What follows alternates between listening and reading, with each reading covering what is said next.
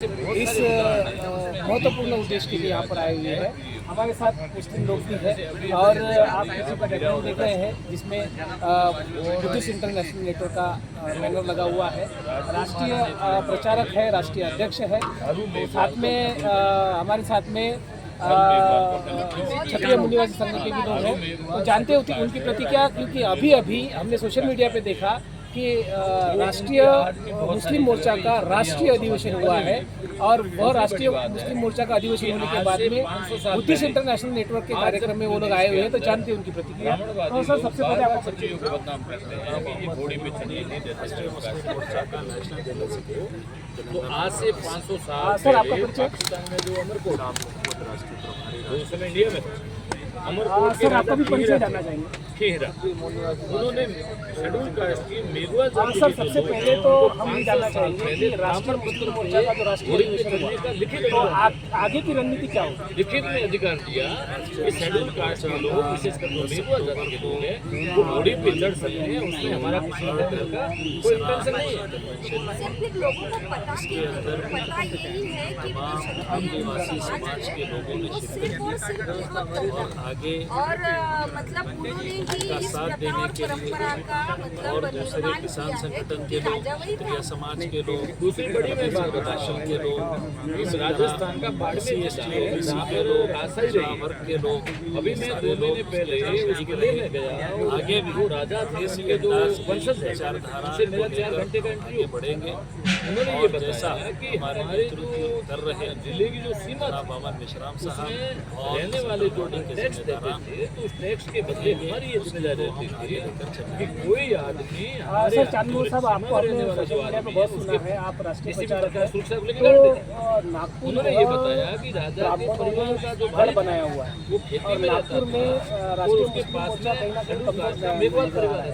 उसके ऊपर तो में आप मेघवाल क्या परिवार कहेंगे? कैसा के मजबूत खेत करेंगे में नागपुर? उस राजा के भाई की गाय बकरी चली नागपुर गई। वो ये जब ऐतिहासिक गाय भूमि बकरी है। चली 14 गई और उस राजा के भाई ने ये कहा कि हम तो धम्म दीक्षाली समता समता न्याय और बंधुत्व की विचारधारा मेघवाल को परिवार ने समाज राजा को जाके ये बात स्थापित बताई करने कि के आपके भाई लोग हमारे तो खेतों ये में 14 अक्टूबर तो उस राजा 1956 का ने जो अपने भाई को धम्म दीक्षा देश बाबा बचाने साहब का अम्बेडकर ने लिया, वो दिन ही जो आपको है इस देश में रहने का ब्राह्मणवाद अधिकार का नहीं है। कहा आप जाए जा डेट सकते वारंट उन्होंने डिक्लेयर किया। जो असमानता और अन्याय, अत्याचार, उत्पीड़न और अमानवीय व्यवस्था जो इस देश में थोपी गई मनुवादियों के द्वारा, उसका वो डेड वारंट था 14 अक्टूबर 1956 का दिन। और आज ये जो धम्मचक्र परिवर्तन के दिन और अशोका विजयादशमी के मौके पे एक बड़ा जो मूल निवासी बहुजनों की विरासत है, धरोहर है, उसके मुक्ति का आंदोलन और एक क्रांति का आगाज करने के लिए इस मंच के जरिए जो ऐलान किया गया, आने वाले दिनों में जो मूल निवासी बहुजनों की विरासत है, संस्कृति है, सभ्यता है, उसे बचाने के लिए, जीवंत रखने के लिए जो कोशिश की जा रही है बुद्धिस्ट इंटरनेशनल नेटवर्क के जरिए, वो काफी बड़ी होगी। और इस देश में जो वाकई में बुद्धिज्म की विरासत है उसको जीवंत करने बने हुए के रेस्ट दिशा हाउस में को बाबा साहब को रहने के लिए ऐतिहासिक कदम होगा आज का ये जो कार्यक्रम। मैं ये कहना चाहता हूँ कि आने वाले पूरे देश समय में में जो सिलेबस बताया गया वो क्षत्रिय राजाओं के हनन का बताया गया। वो और हिंदू शेड्यूल समाज का शेड्यूल फसाद ट्राइब के नहीं लोग बनाना चाह रहे हैं। क्षत्रियों के तो साथ इसको में रोकने रहने के लिए इनका राष्ट्रीय कोऑर्डिनेशन मुस्लिम मोर्चा नहीं होना आगे चाहिए। क्या देश के अंदर एक होकर हिंदू मुसलमान की जो यहाँ पे इस राज देश नहीं में लड़े आरएसएस हमेशा और बीजेपी के द्वारा, संघ परिवार के द्वारा खासतौर से बुलाने का कॉन्सेप्ट है, वो रिलीजियस पोलराइजेशन से जुड़ा हुआ मामला है। और रिलीजियस पोलराइजेशन के पीछे इस देश में डेमोक्रेसी में numbers of vote, numbers of majority gain करने से जुड़ा मामला है। और इसकी बुनियाद उन्होंने 1918 में जब साउथबरो कमीशन आया, जिसने विधिमंडलों के चुनाव का रिकमेंडेशन किया, हम ऐसा कह सकते हैं कि डेमोक्रेसी का फर्स्ट स्टेप जब भारत में आया, तो डेमोक्रेसी का सीधा फंडा है कि जिसके अकाउंट में नंबर्स ऑफ वोट होंगे, जिसकी मेजोरिटी ज़्यादा होगी वो रूलर होगी। तो 3.5% के लोग न कल के तारीख में मेजोरिटी में थे और ना ही आज के तारीख में मेजोरिटी में है। तो उन्होंने अपने आप को मेजोरिटी में तब्दील करने के लिए कभी हिंदू महासभा बनाया, तो कभी आरएसएस बनाया, कभी विश्व हिंदू परिषद बनाया, कभी बजरंग दल बनाया, कभी दुर्गा वाहिनी बनाया, कभी एबीपी बनाया, कभी बीजेपी बनाया। ये सारे संगठन इस देश में कम संख्या के लोगों को, अल्पसंख्यक 3.5% मनुवादियों को बहुसंख्य बनाने के लिए काम कर रहे हैं, क्योंकि डेमोक्रेसी में मेजोरिटी की जरूरत होती है, नंबर ऑफ वोट की जरूरत होती है। इस देश में अगर आरएसएस की विचारधारा से, आरएसएस के लिटरेचर से, आरएसएस के जो स्पीकर हैं उनकी जुबान से 2 अल्फाज अगर छीन लिए जाए, इस्लाम और मुसलमान, तो आरएसएस की आइडियोलॉजी डेड हो जाएगी। और आज उस दिशा में एक एंटीडॉट इस देश में आरएसएस की आइडियोलॉजी का एंटीडॉट तैयार हो चुका है। वो फूले साहब अम्बेडकर की विचारधारा है, माँ फातिमा शेख, अब्दुल उस्मान शेख साहब की विचारधारा है, जो पूरे भारत में आज बड़े पैमाने पे काम कर रहा है। और वामसिक भारत मुक्ति मोर्चा के जरिए ये विचारधारा आज राष्ट्रीय स्तर पे खड़ी की जा चुकी है और उसके नतीजे आज देश भर में दिखाई दे रहे हैं। अभी इसी नागपुर में इंदौरा चौक पे आरएसएस के हेडक्वार्टर को घेराव को लेकर 4.5 लाख लोगों का मोर्चा 6 अक्टूबर 2022 को वामसिक भारत मुक्ति मोर्चा के राष्ट्रीय अध्यक्ष के द्वारा लाया गया। तो ये विचार की ताकत है और आज इन विचारों से प्रेरित एक विशाल जनसमूह तैयार हो चुका है। और आने वाले समय में इस देश में एक ही लड़ाई होगी, देशी और विदेशी।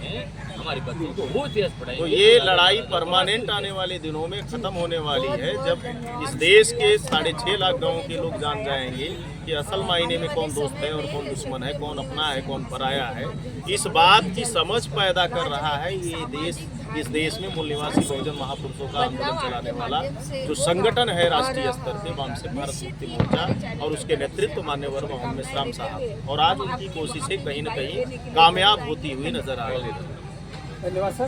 सर आपसे लास्ट सवाल है कि ये हिंदू मुसलमान का फसाद हमेशा आरएसएस करती है और इसमें ज़्यादातर कर्मी सेना शामिल होती है, और ये कहीं ना कहीं ऐसा ही विवाद होते हुए दिख रहा है। तो आज यह स्टेज बुद्धिस्ट इंटरनेशनल नेटवर्क का है और आप इसमें शामिल हैं। अगर आने वाले समय में आरएसएस ऐसा करती है तो क्षत्रिय महासंघ का इसमें क्या भूमिका होगी?